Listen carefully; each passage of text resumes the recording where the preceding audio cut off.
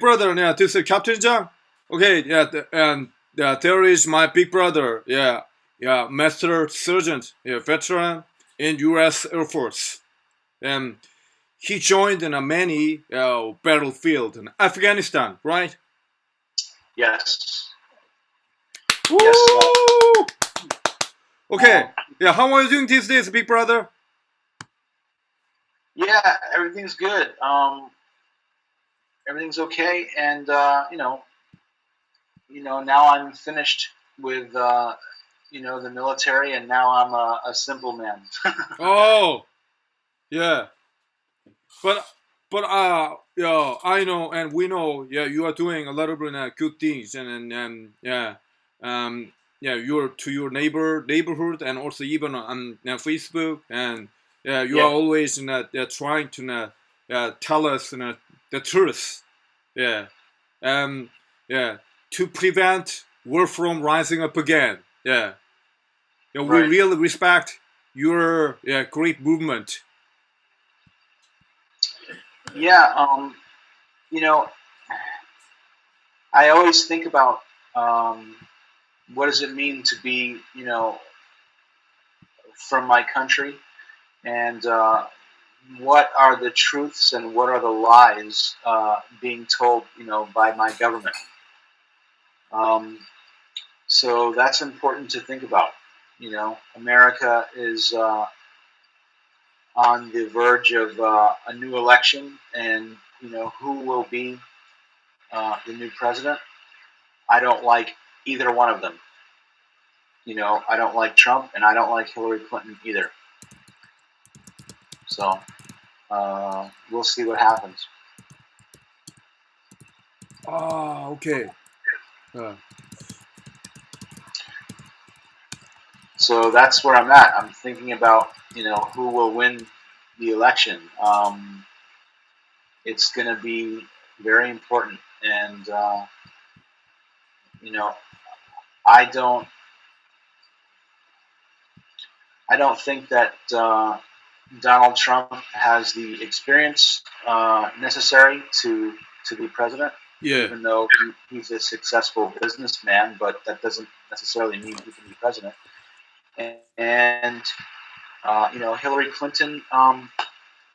She has a history of not being truthful with the American people about things that have been done. Uh, which one is worse between Hillary Clinton and Donald Trump? Well, that's a big argument. Um, for me personally, I think that Donald Trump is worse. Um, but I also, when I say that, in the same thought, I think that I don't like Clinton. So, um, you know, who will I vote for? Yeah. I, I will vote for Gary Johnson. Oh. Uh, Gary Johnson, Libertarian Party candidate, who will not win the election, but he may get 15 or 20% of the vote. And if he does, then there is a possibility that maybe in the next election there might be a third party. I think that America needs a third party. The third party. Yeah, I mean, so you always have the choice of, Republican or Democrat, um, eh, you know, and that's it. And the truth of it is, sometimes it's not much of a choice.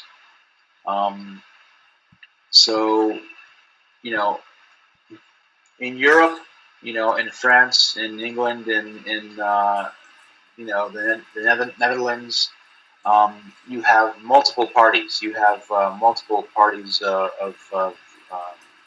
governmental running, and I think possibly that America might benefit from more than just two parties. So if Gary Johnson in this election gets 15 or 20% of the vote, um, that will begin to make the wheels turn, and the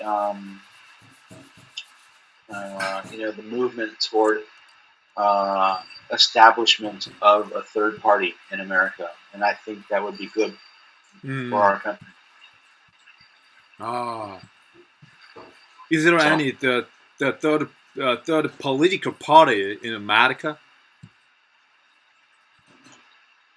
I'm sorry, say again. Oh, is there any political or the party in America? Is there a political party in America Yeah, that is? the third political party. Yeah, some people are trying to establish that.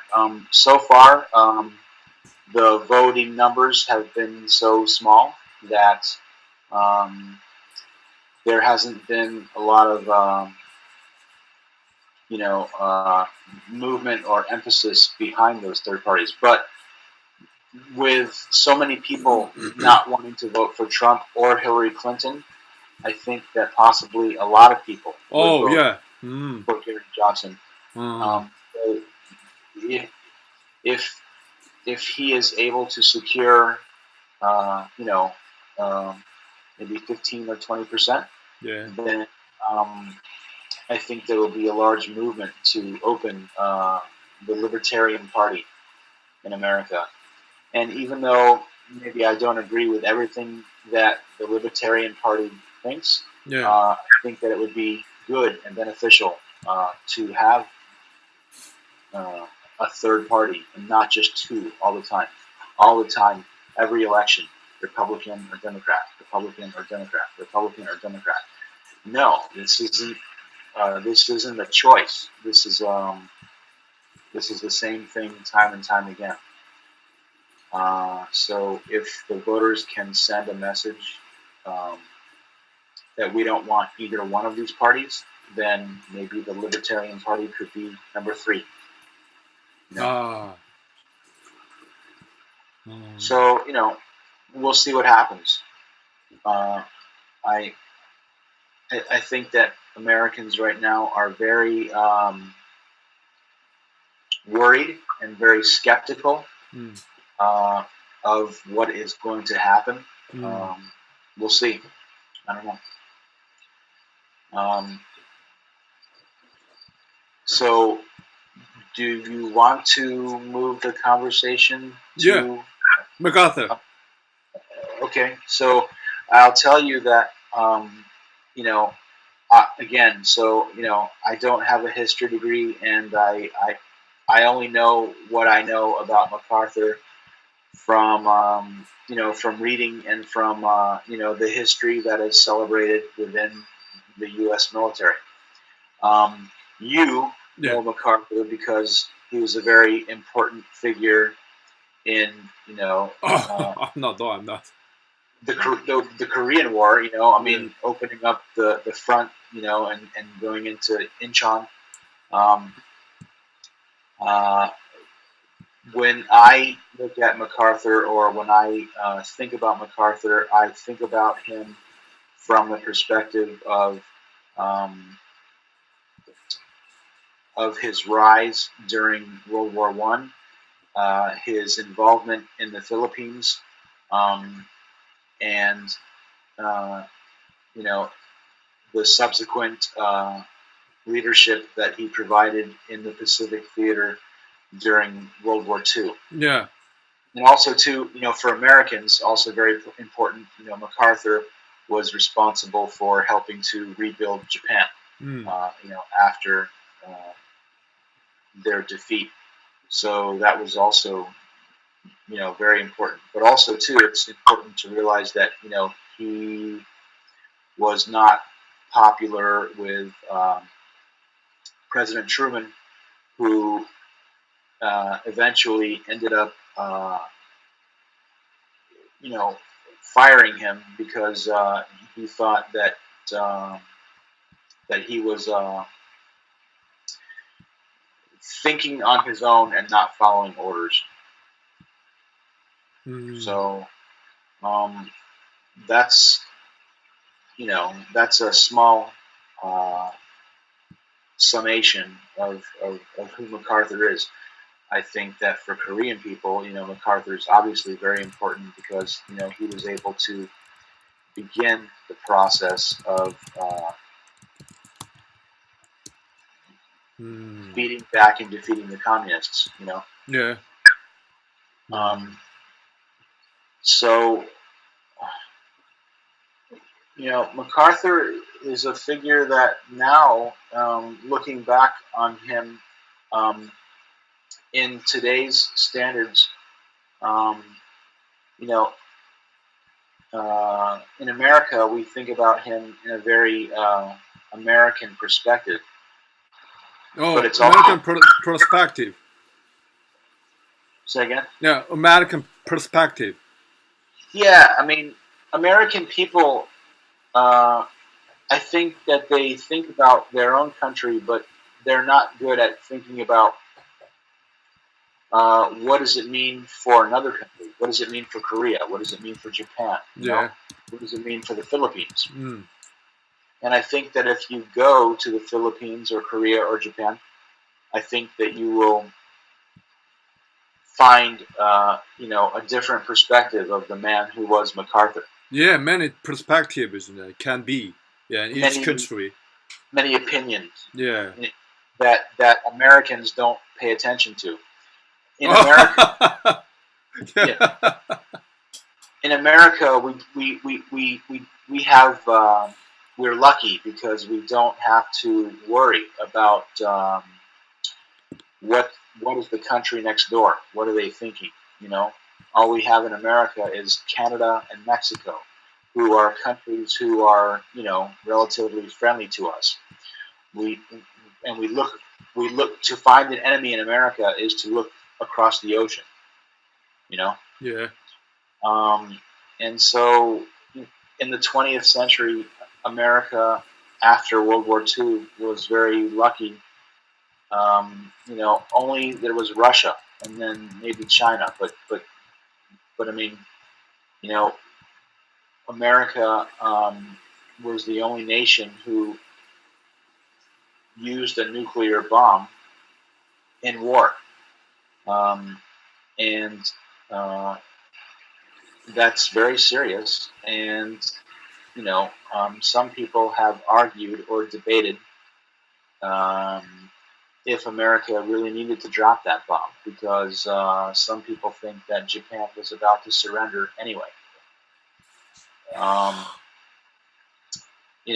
I don't know. I wasn't there. We are fond in America of saying that history was written by the people who won the war. Okay, so we won the war, but it doesn't mean that everything is correct. It